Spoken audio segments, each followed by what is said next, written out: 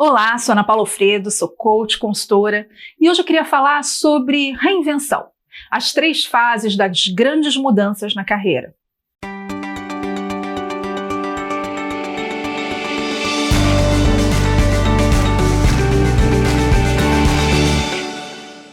Reinventar-se.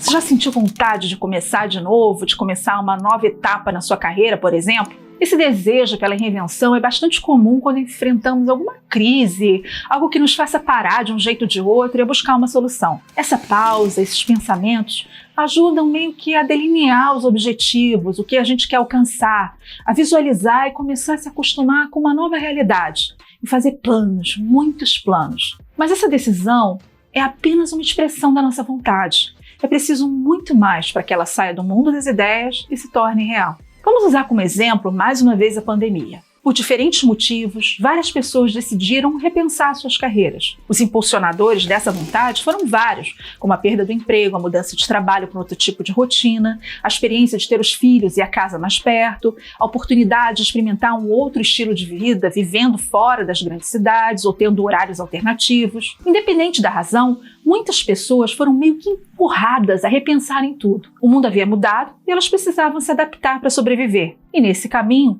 foram obrigadas a experimentar novos arranjos, coisas que todos tinham certeza de que não funcionava, mas que no final se surpreenderam. E o maior ganho foram os momentos para colocar as coisas no seu lugar. Pensar sobre o que é importante e do que realmente precisam para serem felizes. Mas com a proximidade do fim da parada obrigatória dada pelo fechamento de alguns serviços e pelas regras pandêmicas, a rotina parece novamente caminhar para um outro lugar. E como fazer para que esses aprendizados e decisões que a gente tomou nesse período sejam rapidamente absorvidos na nossa rotina, para que eles não sejam esquecidos e a gente volte ao antigo normal? Como fazer para a gente não deixar as coisas se acomodarem e adiarmos indefinidamente nossas decisões que pareciam tão claras naquele momento? Não vamos esquecer que o ser humano prefere a segurança. Isso é um fato. Nós nos sentimos confortáveis com aquilo que nos é familiar, conhecido. E mesmo que nos agrade 100%, a gente acaba tolerando um pouco mais pela decisão de permanecer e não arriscar a mudança. Hermine Barr é uma estudiosa do desenvolvimento organizacional e há muitos anos se dedica às transições de carreira. Ela menciona que é mais comum nos momentos de pausa que a gente tome essas decisões sobre aquilo que a gente quer ser, fazer aquelas reflexões existenciais. E isso vale para a carreira. Mas esse foco no pensar é apenas um começo, mas apenas isso. É preciso muito mais para que a gente consiga levar para a ação. O compromisso mental com a mudança precisa ser acompanhado pela coragem de começar e mudar. A Hermínia define 3 fases que são fundamentais para as pessoas que querem realmente fazer uma transição de carreira, tirar isso do papel. E isso também vale para uma grande mudança de vida. A primeira é a separação, a segunda é a liminaridade e a terceira a reintegração. Vamos a ela, né? A separação é o que o nome diz. Como é que a gente se afasta da realidade que a gente tem hoje e a gente se aproxima dessa realidade desejada? Segundo uma pesquisa, as pessoas que durante a pandemia se mudaram para viver em um lugar diferente, distante, têm maiores chances de manter essas mudanças. E o motivo é o que chamamos de descontinuidade do hábito. Quando nos afastamos do que nos é familiar, ficamos mais flexíveis e mais propensos a abandonar antigos costumes e velhas formas de ser. A mudança sempre começa com essa separação, com esse afastamento. Alguns exemplos de grandes mudanças são, por exemplo, quando os jovens nos Estados Unidos vão para as universidades e eles, na grande maioria das vezes, saem de casa. Ou quando você vai para um outro país. A separação faz com que sejamos obrigados a conviver com as pessoas que são diferentes de nós e restabelecer novas conexões, novas redes de trabalho, nos forçando a nos afastar daqueles relacionamentos mais antigos, da nossa vida profissional anterior e a caminhar para uma maior seletividade, de acordo com o nosso novo momento. A separação, então, seria uma fase de forçar a mudança, romper com alguns laços e começar a criar novas bases de sustentação. A segunda fase é a liminaridade. Liminaridade é um estado subjetivo, de ordem psicológica, neurológica, que pode ser consciente ou inconsciente. E quando você se coloca entre 2 estados de existência. É basicamente experimentar algo novo sem ainda se comprometer com ele. É a criação dos momentos que a gente pode chamar de ritos de passagem.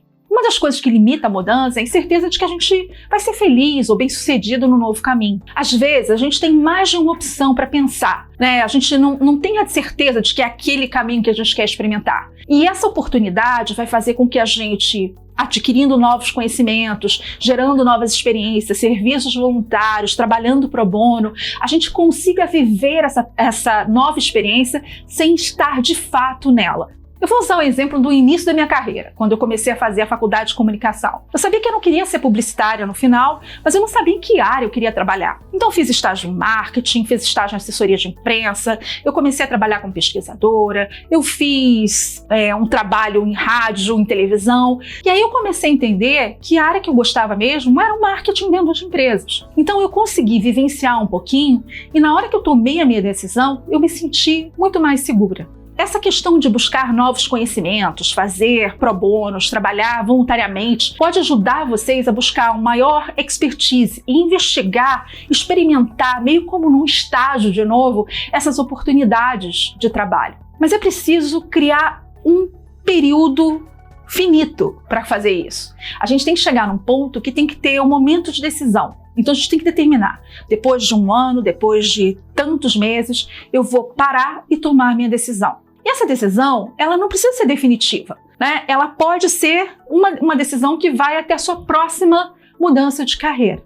E aí você vai sempre aprendendo e questionando. Eu já estou pronto? O que eu preciso aprender para tomar minha decisão final? Com quem eu preciso conversar? Tudo isso de afunilar para que a decisão aconteça. E pode ser que alguma das coisas que você começou a investigar sejam apenas um hobby ou uma diversão e não uma escolha de carreira. A liminaridade, então, é essa etapa onde acontece a transição, onde a gente começa de fato a experimentar as opções, quando há várias, ou a delimitar aquilo que vai mudar na nossa vida.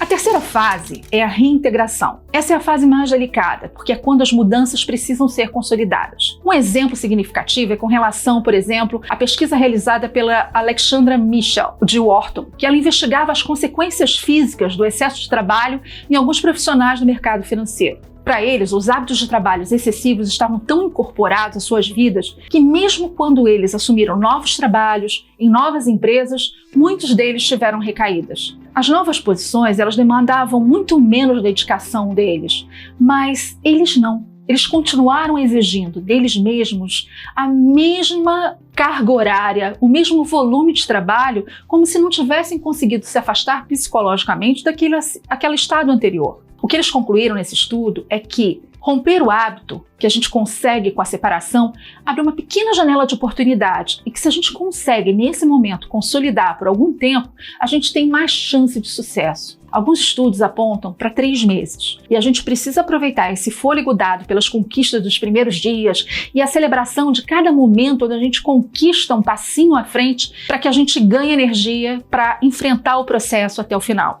É aproveitar a força que vem com aquela inércia de quem começou, né? Ganhar um impulso para que a gente não gaste a energia rapidamente. Reveja então onde você está e o que você quer realmente se comprometer em mudar em sua carreira ou em qualquer coisa da sua vida. Como transformar isso em um novo hábito? Como se comprometer diariamente até que seja tão automático que já faça parte de quem você é e principalmente do seu agir. Caso contrário, conhecimento, aprendizado serão lembranças e você voltará para o antigo emprego, para o antigo dia a dia, como se nada tivesse acontecido. Pense nisso.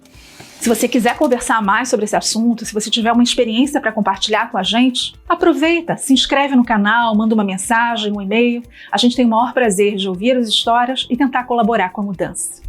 Até lá!